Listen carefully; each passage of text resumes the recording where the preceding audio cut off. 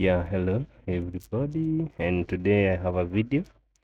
Yeah, it's a request. I was told by a guy called Derek to make a request of me changing a charging port. I thought something like this is not something very difficult, but some people still wanna know something. So let me just make it a quick video. Let me make it as a quick video so we can go to something else. Yeah, so remove the port using a hot air. And when it comes to removing the solder blobs you see there, you can use an air wick, or some can use the solder sucker, or do you call a solder sucker, or what is that? Something that looks like a syringe, but I prefer to use an air wick. That is what I prefer to use. So let me come with a hot iron and air wick. We do it very quickly.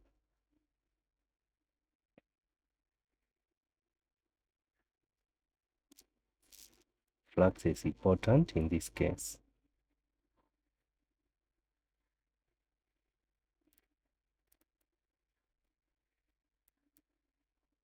Yeah, the solder I'm adding on top is try to soften the older solder because it has stayed there for quite a long time, and when you have a fresh solder on it, it becomes a bit softer.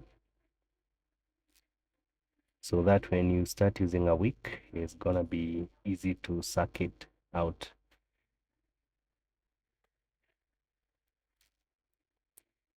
Yeah, so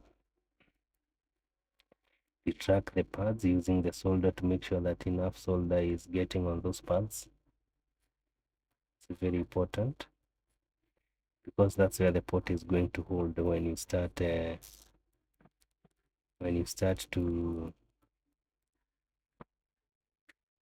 solder it back.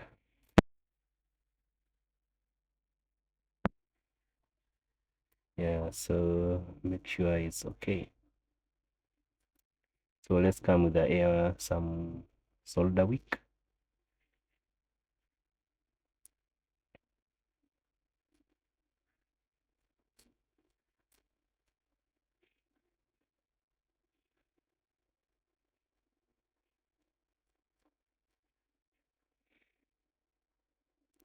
Yeah, you can see now the pots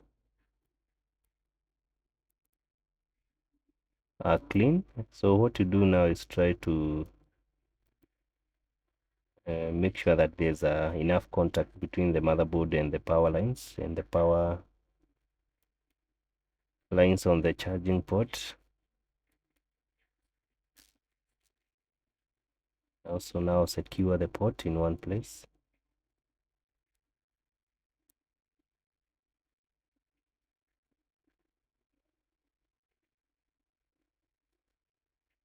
See? Yeah, something like that. Now try to clean.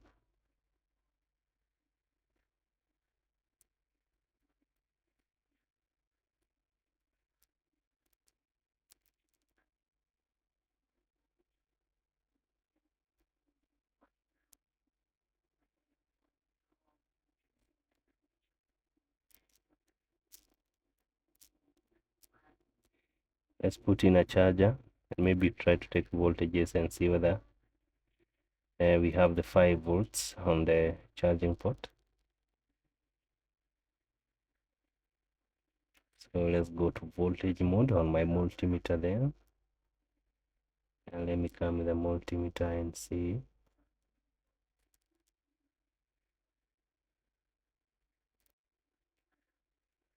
Okay, that's the ground. Yeah, 4.8, that's good. That's enough. And you also have the 1 volts for the data, and so that means this charging port, even if you use it to transfer data, it can still read on a laptop, because you also have the other voltages that are very important. So let's now take it on the phone. Let's take it back to the phone. Yeah, we see whether it's charging. Definitely it's going to charge because we have detected the 5 volts.